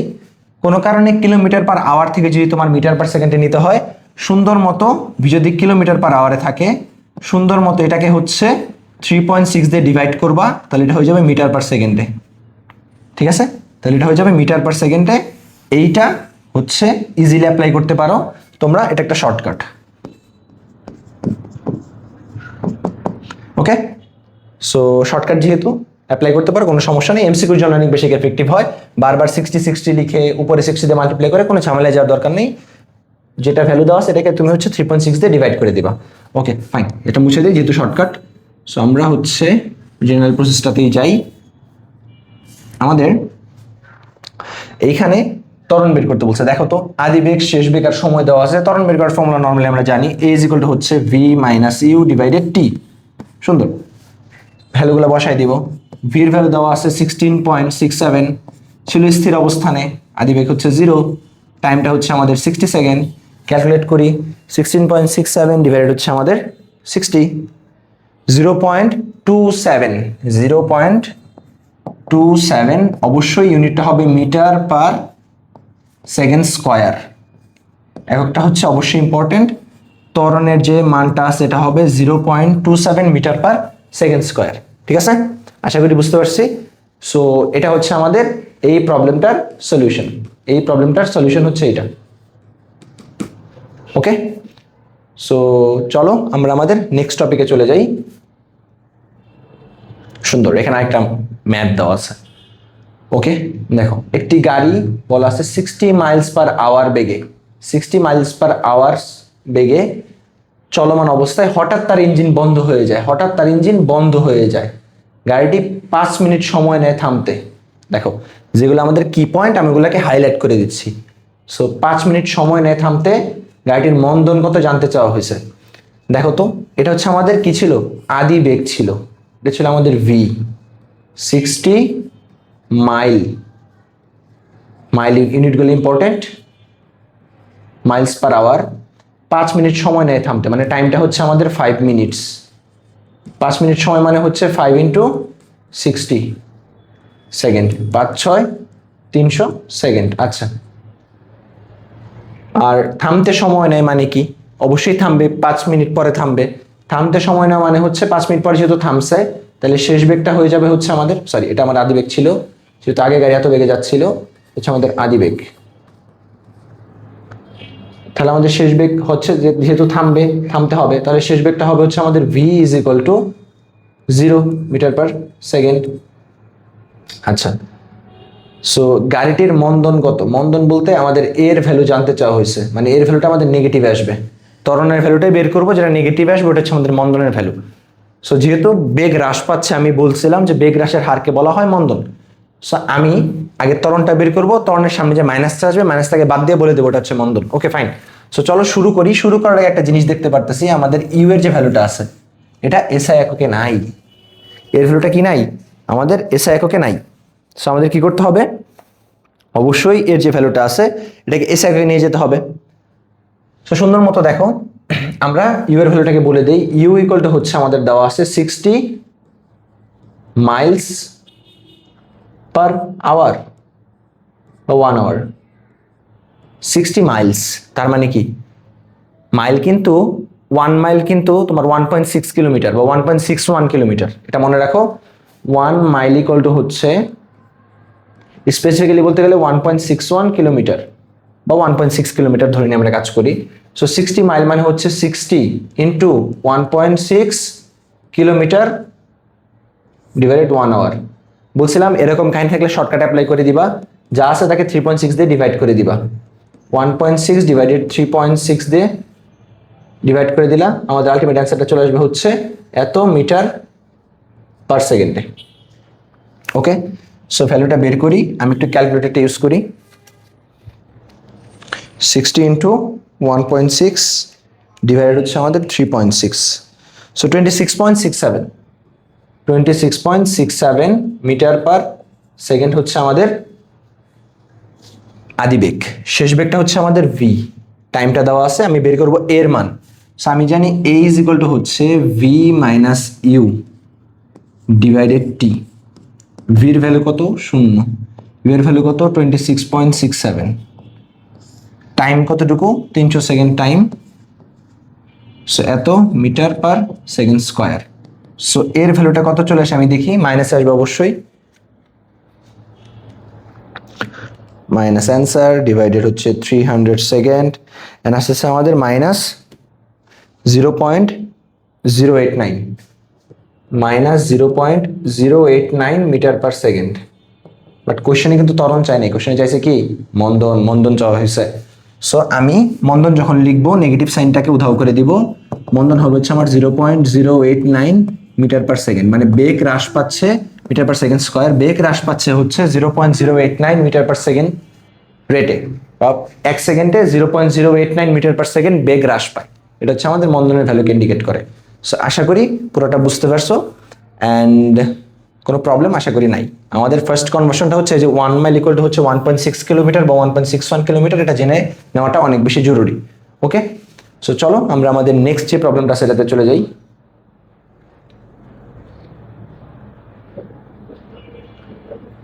ওকে, 2.7। নেক্সট যে প্রবলেমটা আছে এখানে বলা আছে একটি বুলেট, অবশ্যই গুলি, তো গুলি অবশ্যই বুলেট যেটা আছে গুলি করলে অবশ্যই বুলেটটা অনেক বেশি স্পিডে যাবে। এটা হচ্ছে আমাদের এত বেগে ছুটে একটি দেয়ালের মাঝে 10 সেন্টিমিটার ঢুকতে পেরেছে। ফাইন, ঠিক আছে, মানে অনেক দুর্বল গুলি বোঝা যাচ্ছে, অনেক দুর্বল বুলেট। সো বুলেটের মন্দন কত জানতে চাওয়া হয়েছে। অবশ্যই যেহেতু আগে একটি স্পিডে গেছিল, 10 সেন্টিমিটার ঢুকার পরে থেমে গেছে অবশ্যই বুলেটটা। সো আলটিমেটলি এর মন্দন বের করতে হবে, মানে বেগটা হ্রাস পাইছে। তো দেখো আমি কি কি বের করবো, আমি এখান থেকে এর ভ্যালু বের করবো, নেগেটিভ আসবে, নেগেটিভটাকে নেগলেক্ট করে দিয়ে আমি মন্দন লিখে দিব, যে নেগেটিভ সাইনটা হবে না। আদি বেগ ছিল কত? আদি বেগ ছিল আমাদের 1.5 কিলোমিটার পার সেকেন্ড, মানে এক সেকেন্ডে এত কিলোমিটার যায়, অনেক বেশি। সেটা হবে হচ্ছে আমাদের 1.5 ইন্টু 1000 মিটার পার সেকেন্ড, তাই না? সো এটা আসে হচ্ছে আমাদের 1500 মিটার পার সেকেন্ড। 10 সেন্টিমিটার ঢুকতে পেরেছে। 10 সেন্টিমিটার ঢুকতে পারা মানে এস এর ভ্যালু হচ্ছে 10 সেন্টিমিটার, সেন্টিমিটার তো রাখা যাবে না, অবশ্যই কিছু নিতে হবে, মিটার এককে নিতে হবে এসআই ইউনিট। সো 10/100 করলে আমি কি পেয়ে যাব, মিটার একক পেয়ে যাবো, যেটা আসলে হচ্ছে 0.1 মিটার। ঢুকতে পেরেছে মানে এরপরে আর নড়াচড়া করে নাই, দ্যাট মিনস হচ্ছে আমাদের শেষ বেগটা হচ্ছে 0। ঠিক আছে, সো চলো আমরা ত্বরণের মানটা বের করে ফেলি, তারপর আমি মন ধরে নিয়ে যাবো জিনিসটাকে। সো এর ভ্যালু হচ্ছে আমাদের V minus U divided T. V এর ভ্যালু হচ্ছে আমাদের দেওয়া আছে 0, বের করছি আমি। ইউ এর ভ্যালু দেওয়া আছে 1500 মিটার পার সেকেন্ড। টাইমটা হচ্ছে আমাদের, ফাইন, দেখো আমি একটু ভুল ফর্মুলা অ্যাপ্লাই করে ফেলছি, দেখো তোমাদের এমন ভুল হয়ে যেতে পারে যে ভাই কি করছেন, কি রেখে কি করছেন, অ্যান্সার তো মিলে নাই, তো প্রবলেমটা কোন জায়গায় হয়েছে। দেখো আমি কিন্তু টি এর ফর্মুলা অ্যাপ্লাই করে ফেলছি, আমার কিন্তু দেওয়া আছে এস। এখন বুঝতে হবে আসলে ফর্মুলা আমি কোনটা অ্যাপ্লাই করলাম। দেখো ধূপধাপ কিন্তু করা স্টার্ট করে দিয়েছিলাম, ভুল কিন্তু তোমাদের হইতে পারে যে ভাই একটা ফ্লোতে আছেন করে ফেলছেন। সো আমি ইচ্ছাকৃতভাবে ভুলটা করলাম যে আগের ফর্মুলাগুলো অ্যাপ্লাই করে ম্যাথ সলভ করতে গেছি, এখন এখানে এস এর ভ্যালু কই বসাবো, টি এর ভ্যালু তো দেওয়া নেই, তার মানে কি ফর্মুলাটা অ্যাপ্লাই করা যাবে? অবশ্যই অ্যাপ্লাই করা যাবে না। তাহলে আমি কি করব, এটা মুছে দিব, এন্ড অবশ্যই এখানে আমি কোনটা অ্যাপ্লাই করব, এস আছে, ইউ আছে, ভি আছে, এ আছে। কোন ফর্মুলাতে একটু মনে করাই দেই, ফর্মুলাটা হচ্ছে এরকম, ভি স্কয়ার ইকুয়ালস টু হচ্ছে ইউ স্কয়ার প্লাস 2as, এই ফর্মুলাতে। সো এইখানে আমরা ইউজ করব হচ্ছে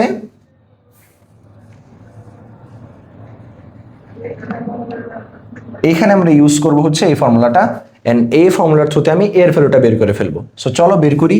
আমি যদি এটাকে আলাদা করতে চাই লিখতে পারি V square minus U square equals to হচ্ছে আমাদের 2as, যেখানে এস এর ভ্যালুটা হচ্ছে V square minus U square divided 2s is equal to হচ্ছে এ, এর ভ্যালুটা বের করতে হবে।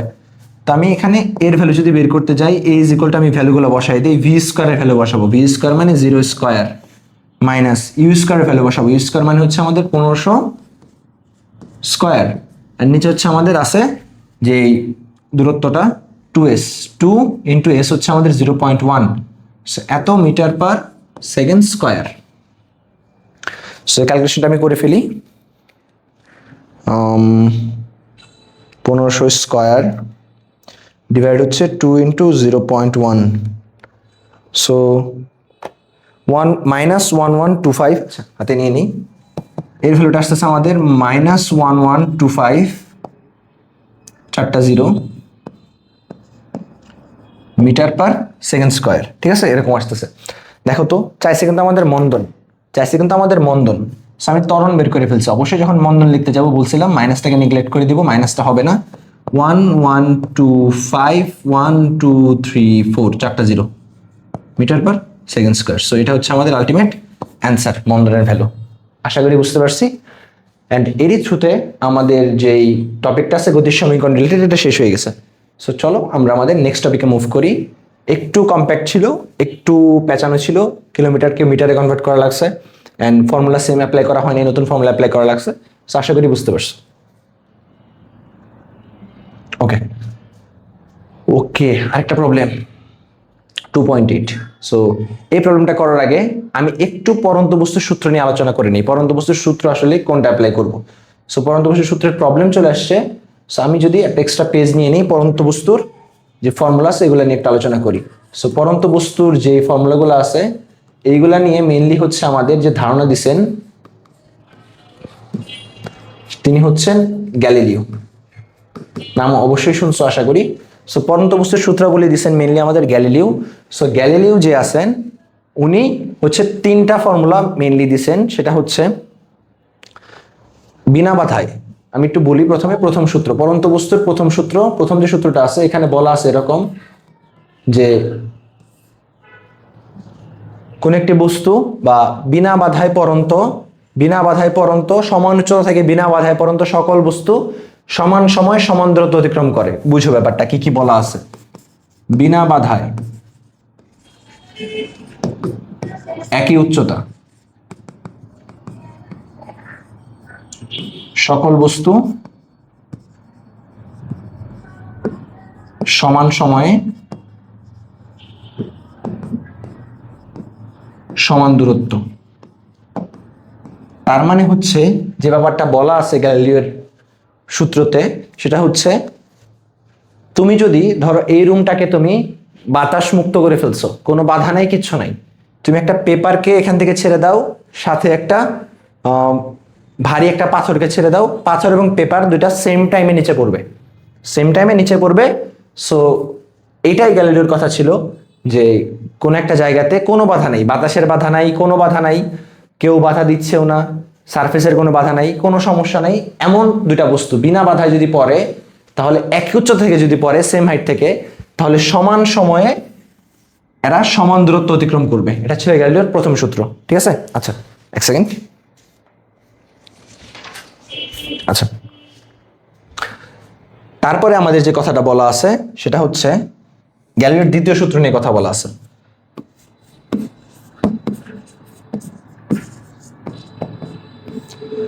আমি যদি একটু দ্বিতীয় সূত্র নিয়ে কথা বলি, দ্বিতীয় সূত্র হচ্ছে এমন, আমাদের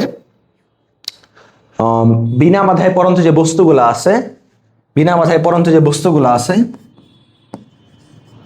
বিনা বাধায় যে পড়ন্ত বস্তুগুলো আছে, এইগুলা নির্দিষ্ট সময় পরে একটা বেগ প্রাপ্ত হয়, তাই না? উপর থেকে যেহেতু নিচে পড়তেছে, অবশ্যই একটা বেগ প্রাপ্ত হবে। সো এই প্রাপ্ত যে বেগটা আছে এটা হচ্ছে সময়ের সমানুপাতিক। ঠিক আছে, এই যে প্রাপ্ত বেগ আছে, বেগ ভি, এটা হচ্ছে আমাদের সময়ের সমানুপাতিক, সময়ের সমানুপাতিক। ওকে, তার মানে v is proportional to t, তার মানে যত বেশি সময় লাগবে পড়তে, বেগ তত বাড়বে।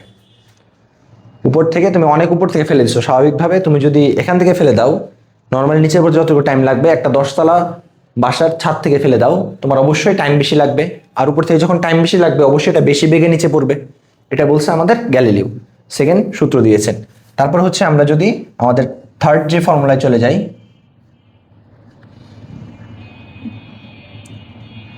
থার্ড যে সূত্রটা দিয়েছেন বা তৃতীয় যে সূত্রটা দিয়েছেন গ্যালিলিও,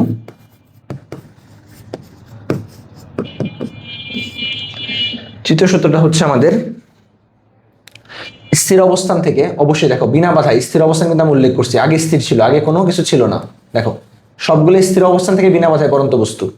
সো স্থির অবস্থান থেকে বিনা বাধায় পড়ন্ত বস্তু, স্থির অবস্থান থেকে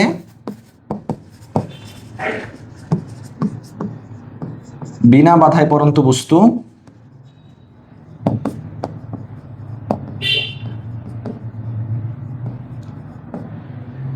বিনা বাধায় পড়ন্ত বস্তু যে উচ্চতা অতিক্রম করবে, সেই উচ্চতা হচ্ছে তার সময়ের বর্গের সমানুপাতিক। যে উচ্চতা বা যে দূরত্ব, উচ্চতা বা যে দূরত্ব অতিক্রম করবে, যেটা প্রকাশ করছি আমি এস দিয়ে, তা হচ্ছে সময়ের বর্গের সমানুপাতিক, বর্গের, আই রিপিট, বর্গের সমানুপাতিক। তার মানে এই যে দূরত্বটা আছে, এটা হবে হচ্ছে প্রপোর্শনাল টু টি স্কয়ার। তার মানে সময় যত যাবে বেগ তত বাড়বে, এটা নিয়ে কোনো সন্দেহ নাই। ঠিক আছে, সময় যত যাবে উচ্চতা যত বাড়বে, সময় তত বেশি লাগবে, এটা নিয়ে কোনো সন্দেহ নাই। বাট এই যে এইচ এর ভ্যালুটা আছে, এটা আমি দেখতে পাচ্ছি প্রপোর্শনাল। ঠিক আছে, ওকে, সমানুপাতিক। সো এইখান থেকে আমার একটা বিষয় ক্লিয়ার হয়ে গেছে যে সময়ের সাথে আমাদের যেই উচ্চতার সম্পর্ক আছে পড়ন্ত বস্তুর ক্ষেত্রে, এটা হচ্ছে আমাদের টি স্কয়ারের সমানুপাতিক। আর দ্বিতীয় সূত্র থেকে যেটা ক্লিয়ার হয়েছে সেটা হচ্ছে সময়ের সাথে যে প্রাপ্ত বেগটা আছে সেটা হচ্ছে ভি, ভিটা হচ্ছে টি এর সমানুপাতিক। সময় যত বেশি লাগবে বেগ তত বাড়বে, আর এখানে সময় যত বেশি লাগবে বা উচ্চতা যত বেশি হবে, সময় তত বেশি লাগবে। বুঝতে পারছি বিষয়টা? সো এই তিনটা ফর্মুলা গ্যালিলিও দিয়েছেন।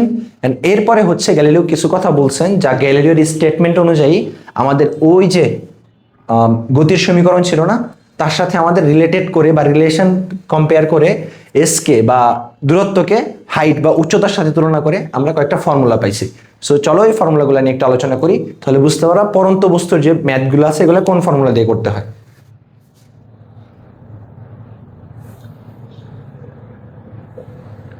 ওকে, আমি একটু কম্প্যারিজনে নিয়ে আসি এখানে যে আসলে কম্পেয়ারটা কিভাবে করব। কম্প্যারিজনটা এখানে চলে আসে। তো নর্মালি আমি গতির যেই ফর্মুলাগুলো অ্যাপ্লাই করছি যে এস ইজ ইকুয়াল টু হচ্ছে U plus V divided 2 into T, এটা নিয়ে কোনো সমস্যা নাই। ঠিক আছে, সেম ভাবে এইখানেও আমি গ্যালিলিওর যে পড়ন্ত বস্তু সূত্র ছিল এখানে অ্যাপ্লাই করবো, এইচ ইজ ইকুয়াল টু হচ্ছে U plus V divided 2 into T, এটা নিয়েও কোনো সমস্যা নাই। ঠিক আছে, ফাইন। তারপরে যখন আমি ফর্মুলা অ্যাপ্লাই করতে যাব ত্বরণ রিলেটেড, দেখো তো একটা বিষয়, ত্বরণটা হচ্ছে আমাদের এইখান থেকে যে মেন বিষয়টা চলে আসে, A ইজ ইকুয়াল টু হচ্ছে V মাইনাস ইউ ডিভাইডেড টি। ঠিক আছে, এটা একটা বিষয়। বাট যখন আমি পরন্ত বস্তুর ক্ষেত্রে খেয়াল করতে যাব, এইখানে কিন্তু ত্বরণ আর এ থাকবে না। পৃথিবীর একটা মাধ্যাকর্ষণ বল আছে, মাধ্যাকর্ষণ শক্তি আছে, বা অভিকর্ষজ একটা বল আছে। সো পৃথিবী যে কোনো বস্তুকে নিজের কেন্দ্রের দিকে আকর্ষণ করে, যার কারণে পৃথিবী যে কোনো বস্তুকে নিজের কেন্দ্রের দিকে আকর্ষণ করে, যার কারণে বস্তুগুলা ছেড়ে দিলে নিচের দিকে ফল করে বা নিচের দিকে পড়া স্টার্ট করে। সো তখন কিন্তু একটা বেগে বা একটা ত্বরণের নিচের দিকে পড়া স্টার্ট করে, যেটাকে বলা হচ্ছে জি। জি এর ভ্যালু হচ্ছে অভিকর্ষজ ত্বরণকে ইন্ডিকেট করে, যার ভ্যালু হচ্ছে নর্মালি আদর্শ মান ধরা হয় 9.8 মিটার পার সেকেন্ড স্কয়ার। ওকে, সো এইখানে আমাদের ত্বরণের এই ফর্মুলা বসানোর কোনো দরকার নাই, এটা শুধু আমি গতিসূত্রের ক্ষেত্রে অ্যাপ্লাই করব। কিন্তু যখন আমি পরন্ত বস্তুর ক্ষেত্রে অ্যাপ্লাই করতে যাব, তখন অবশ্যই আমি জি এর ভ্যালুটা সবসময় 9.8 বসায় যাব। আশা করি বুঝতে পারছি। এটা নর্মালি গতির সমীকরণ, গতির ফর্মুলাগুলো ছিল, আর আমি গতির সাথে আমাদের পরন্ত বস্তুর একটা কম্প্যারিজন দিয়ে দিচ্ছি। দেখো, তারপরে আমরা যখন দেখো এখান থেকে এস এর ফর্মুলা কিন্তু আরেকটা ছিল আমাদের, এস ইজ ইকুয়াল টু হচ্ছে ইউটি প্লাস হাফ এ টি স্কয়ার, তাই তো, হাফ এ টি স্কয়ার। তখন এই ফর্মুলাটা আমি গতির ক্ষেত্রে ইউজ করছি, পরন্ত বস্তুর ক্ষেত্রে আমি সেম ফর্মুলা অ্যাপ্লাই করব, শুধু এসটা হয়ে যাবে এইচ আর এটা হয়ে যাবে হচ্ছে আমাদের G, half G T square. H equal to UT plus half G T square, যেখানে জি এর ভ্যালুটা হচ্ছে এই যে 9.8, এক্সট্রা করে ত্বরণ বের করার কোনো ঝামেলা নাই। ওকে, তারপর আমাদের কিছু কথা বলা আছে, সেটা হচ্ছে আমাদের ভি এর একটা ফর্মুলা ছিল, ভি স্কয়ার ইকুয়াল টু হচ্ছে U square plus 2as plus 2as। Okay, এইখানে একটা টুইস্ট আছে, টুইস্ট হচ্ছে এরকম, আমি পরন্ত বস্তুর ক্ষেত্রেও সেম ফর্মুলা অ্যাপ্লাই করতে পারি, ভি স্কয়ার ইকুয়াল টু হচ্ছে ইউ স্কয়ার প্লাস 2gh। এখানে আমি আরেকটা জিনিস অ্যাপ্লাই করতে পারি, সেটা হচ্ছে V square equal to U square minus 2gh। এখন কথা হচ্ছে ভাইয়া, কখন প্লাস 2gh ইউজ করব, কখন আমি মাইনাস 2gh ইউজ করবো, এটা নিয়ে কিন্তু একটা বড় কনফিউশন তৈরি হয়। সো দেখো একটা বিষয়, যখন আমি ত্বরণটা বলছিলাম, যখন প্রবলেম সলভ করেছি, যখন আমার ত্বরণটা পজিটিভ হয়, যখন আমি ত্বরণ পাই, তখন কিন্তু আমার এর ভ্যালুটা পজিটিভ হয়। যদি আমি কোনো কারণে মন্দন পাই, তখন কিন্তু আমাদের এর ভ্যালুটা কি হয়ে যায়, নেগেটিভ হয়ে যায় না? সেম কেসে পৃথিবী কি করে, কোনো বস্তুকে নিজের কেন্দ্রের দিকে আকর্ষণ করে। এখন তুমি যদি ধরো বললা পৃথিবীকে নিজের কেন্দ্রের দিকে আকর্ষণ করতে দিবা না কোনো বস্তুকে, রাগ করে কি করলা, কোনো একটা বস্তুকে উপর দিকে তুমি থ্রো করলা, ঢিল দিলে উপর দিকে, তার মানে কি পৃথিবীর আকর্ষণ বলের বিপরীতে তুমি থ্রো করছো বা বিপরীতে তুমি ঢিল দিছো। তখন কোন একটা বস্তুকে উপর দিকে ছুড়লে, উপর দিকে যখন তুমি থ্রো করবা, উপর দিকে যখন ঢিল দিবা বা উপর দিকে যখন নিবা, তখন হচ্ছে আমি V square equals to U square minus 2gh করবো। কেন? কারণ নিচের দিকে টানতেছে না, জি এর ভ্যালুটা এখন উপর দিকে উল্টা কাজ করতেছে। তখন আমি V square equal to U square minus 2gh apply করবো। যখন নিচের দিকে পড়বে, তখন আমি উপরের ফর্মুলা অ্যাপ্লাই করবো, যেটা হচ্ছে প্লাস সম্বলিত।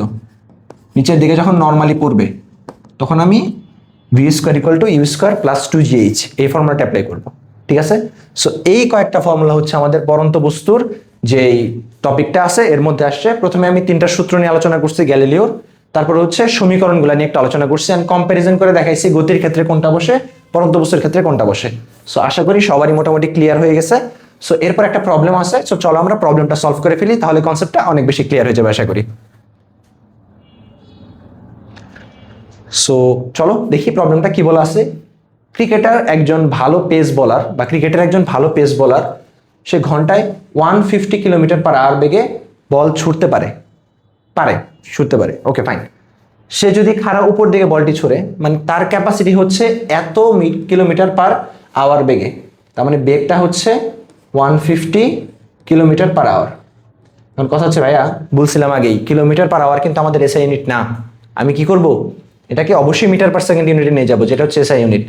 শর্টকাটটা বলে দিছিলাম, শর্টকাটটা হচ্ছে 150 কে আমি কি করব, 3.6 দিয়ে ডিভাইড করবো, তাহলে কি সে কনভার্ট হয়ে গেল, মিটার পার সেকেন্ডে কনভার্ট হয়ে গেছে।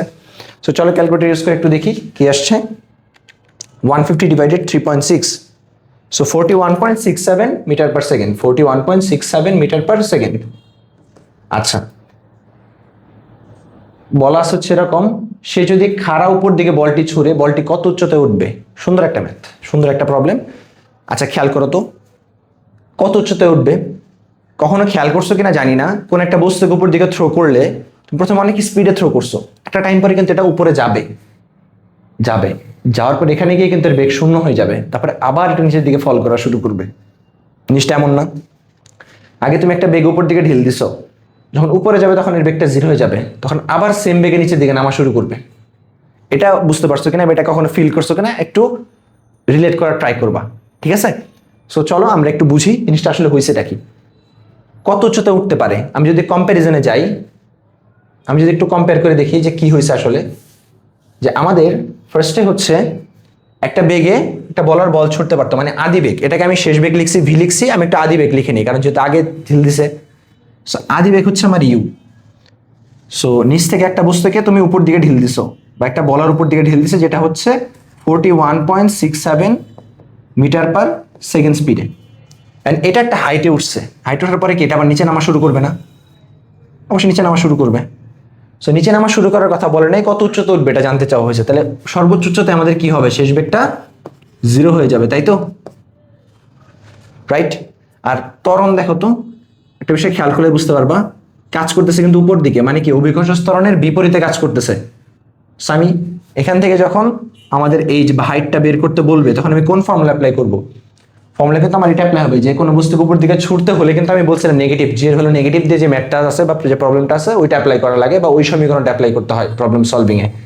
সো এইখান থেকে আমি বলতে পারি ভি স্কোয়ার ইকুয়াল টু হচ্ছে ইউ স্কোয়ার মাইনাস 2gh, আমি এই ফর্মুলাটা অ্যাপ্লাই করব। সো এই ফর্মুলা অ্যাপ্লাই করতে গেলে আমি কি করব? লিখবো এখানে যে V square minus U square equal to হচ্ছে মাইনাসের 2gh, আমি যদি মাইনাস দিয়ে বোথ সাইডে গুণ করে দিই, আমি পাবো হচ্ছে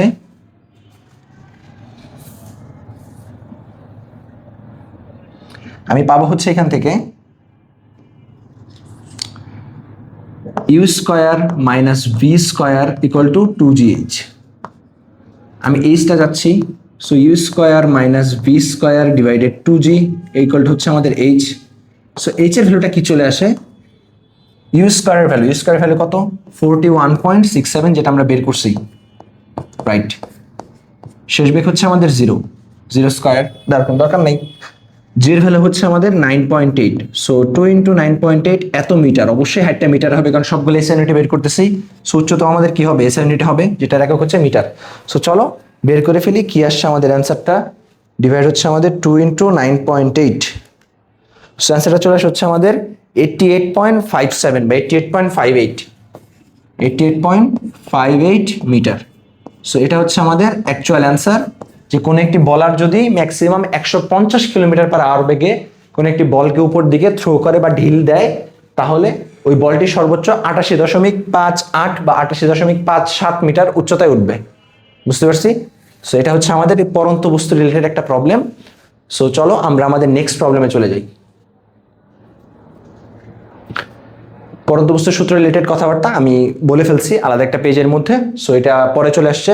সো ঠিক আছে, আশা করি বুঝতে পারছি সবাই। সো চলো আমরা আমাদের নেক্সট যে স্লাইডটা আছে এটাতে দেখি কি বলা আছে। পরন্ত বস্তুর আরেকটা প্রবলেম আছে। প্রবলেমটা কি?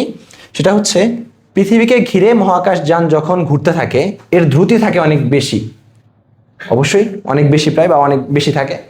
সো প্রায় 10 কিলোমিটার পার সেকেন্ড। ওয়াও, দেখো একটা এক্সক্লেমেটরি একটা সাইন দিছে, মানে অনেক বেশি তাজ্জব হয়ে গেছে, যিনি কোশ্চেন করতেছে উনি অনেক অবাক হয়ে গেছে, এক্সক্লেমেটরি সাইন দিয়ে দিছে। ওয়াও, এত থাকে, ফাইন। এরকম গতিতে যদি আকাশের দিকে একটি কামানের গোলা ছুড়ে দেই, সেটা কত উপরে উঠবে? ঠিক আছে, ক্রিমিনাল মাইন্ডেড একটা লোক কামানের গোলাকে উপর দিকে ছুড়ে দিচ্ছে, ঠিক আছে। সো জানে না যে উপর দিকে ছুড়ে দিলে নিজের উপরে এসে পড়বে, যেহেতু আমরা ফিজিশিয়ান, আমরা জানি যে আমরা ফিজিক্স পড়াই দিছি, আমরা জানি যে আসলে কি হয়েছে কাহিনী। দেখো, পৃথিবীকে ঘিরে একটি মহাকাশ যান যখন ঘুরতে থাকে, এর দ্রুতি থাকে অনেক বেশি, স্পিড অনেক বেশি। এরকম গতিতে যদি একটি আকাশের দিকে একটি কামানের গোলা ছুড়ে দেওয়া হয়, সেটি কত উপরে উঠবে? সেম রিলেটেড একটা প্রবলেম। এটা কামানের গোলাকে আমি, দেখো কামানের গোলা, ঠিক আছে, পোলা তো নয় যেন, আগুনের গোলা, ফাইন। দেখো, সো উপর দিকে থ্রো করলাম একটা বেগে, বেগটা কত? আদি বেগটা বলে দিলাম, যেটা হচ্ছে আমাদের 10 কিলোমিটার পার সেকেন্ড। আমি একটু আগে বলছি ভাইয়া যে কিলোমিটার পার সেকেন্ড বসানো যাবে না, কারণ এটা এসআই ইউনিট না, অবশ্যই মিটার পার সেকেন্ডে নিতে হবে। সো হয়ে যাবে হচ্ছে 10,000 মিটার পার সেকেন্ড। এটা হচ্ছে আমার আদি বেগ। কত উপরে উঠবে মানে শেষ বেগটা শূন্য হবে। ফাইন। সো এইচ এর ভ্যালু বের করতেছি, same formula V square equals to হচ্ছে ইউ স্কোয়ার মাইনাস 2gh। এখান থেকে আমরা এইচটা বের করব। সো 2gh ইকুয়াল টু হচ্ছে আমাদের U square minus V square, and এইখানে আমাদের এইচ এর ভ্যালুটা হচ্ছে U square minus V square divided 2g, and ভ্যালুগুলো বসাই দিব অবশ্যই। দেখো ভ্যালুগুলো যদি আমি বসাই দিই, এখানে আমাদের এইচ এর ভ্যালুটা হচ্ছে বের করতে পারবো, যেখানে সে আদি বেগ হচ্ছে শূন্য, সরি আদি বেগ হচ্ছে আমাদের একটা ভেলোসিটি আছে, শেষ বেগ হচ্ছে শূন্য। সো এইখানে আমাদের আদি বেগটা হচ্ছে 10,000 স্কোয়ার, শেষ বেগ হচ্ছে 0 স্কোয়ার, নিচে হচ্ছে 2g, জি হচ্ছে 9.8। অবশ্যই ক্যালকুলেট করবো, একটা আসবে অবশ্যই মিটারে। সো আমি একটু ক্যালকুলেট করি, তোমরা যারা ক্লাস করবা বা ক্লাস করতেছো যারা, তারা আমার সাথে ক্যালকুলেশনটা করে নাও, তাহলে তোমাদের ক্যালকুলেশনটা পারফেক্ট হবে। সবকিছু ভাইয়ের উপর ডিপেন্ডেন্ট হয়ে থাকো না সবসময়, তাহলে ধরো পরীক্ষার হলে গিয়েও ভাইয়াকে মিস করবা, যে ভাইয়া যদি একটু দেখায় দিত তাহলে হয়তো অনেক ভালো হতো। সো এইচ এর ভ্যালুটা আমাদের চলে আসছে এরকম। আমি একটু বইয়ের সাথে অ্যান্সারটা মিলিয়ে দেখি আসলে ঠিক আসছে কিনা আমার। ঠিক আছে, অনেক বড় একটা ভ্যালু আসছে তো। সো কামানের যেহেতু গোলা,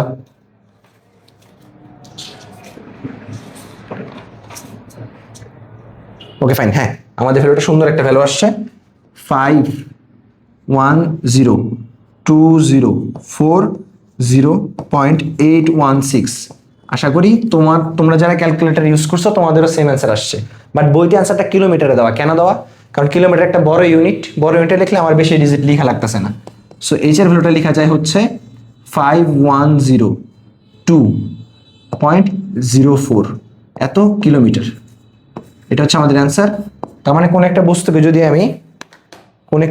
যদি আমি 10 কিলোমিটার পার সেকেন্ড বা কোন একটা কামানকে যদি আমি 10 কিলোমিটার পার সেকেন্ড স্পিডে বেগে উপর দিকে ছুরি, তাহলে এটা হচ্ছে ম্যাক্সিমাম আমাদের 5102 কিলোমিটার উপরে উঠবে।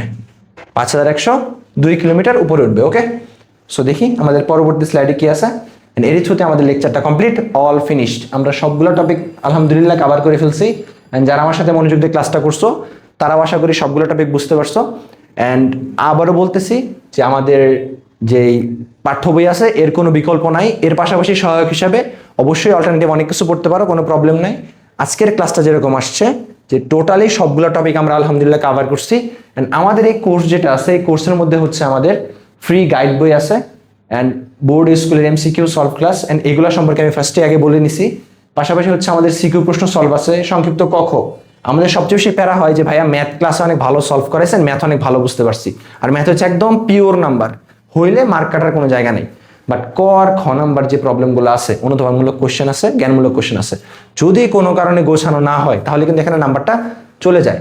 সো প্রস্তুতি যেহেতু 100-এ 100 হচ্ছে, তাহলে অবশ্যই আমরা 100 দেওয়ার ট্রাই করব। সো এইখান থেকে আমাদের ক আর খ আমরা দিয়ে দিচ্ছি, যার ফলে তোমাদের টোটাল প্রিপারেশনটা কমপ্লিট হয়ে যাচ্ছে। পাশাপাশি প্রবলেম সলভিং এর জন্য প্রাইভেট একটা গ্রুপ থাকতেছে, এই গ্রুপের মধ্যে হচ্ছে আমরা মেইনলি যে প্রবলেমগুলো আছে তোমাদের এগুলো ডিসকাশন করবো। আমাদের অভিজ্ঞ টিচার প্যানেল আছে, এরা হচ্ছে তোমাদের প্রবলেমগুলোর সলিউশন দিয়ে দিবে। পাশাপাশি হচ্ছে তোমাদের বোর্ড পরীক্ষা যাতে অনেক বেশি সুদূর প্রসারী হয়, অনেক বেশি স্মুথলি যায়, যার কারণে এসএসসির আগ পর্যন্ত তোমরা হচ্ছে এই ক্লাসগুলোর অ্যাক্সেস পেয়ে যাচ্ছ। অ্যান্ড এরই থ্রুতে যদি কোনো কোশ্চেন থাকে অবশ্যই, বা যদি কোনো কোয়েরি থাকে অবশ্যই আমাদের যেই ওয়েবসাইটটা আছে orbitacademyonline.com, এটাতে যোগাযোগ করবা, আর আমাদের হটলাইন নাম্বারে যোগাযোগ করার জন্য তোমাদেরকে আর কি উৎসাহিত করা হচ্ছে। সো এরই থ্রুতে আমাদের ক্লাসটা শেষ, ভাইয়া সাইনিং আউট। তো সবাইকে আসসালামু আলাইকুম।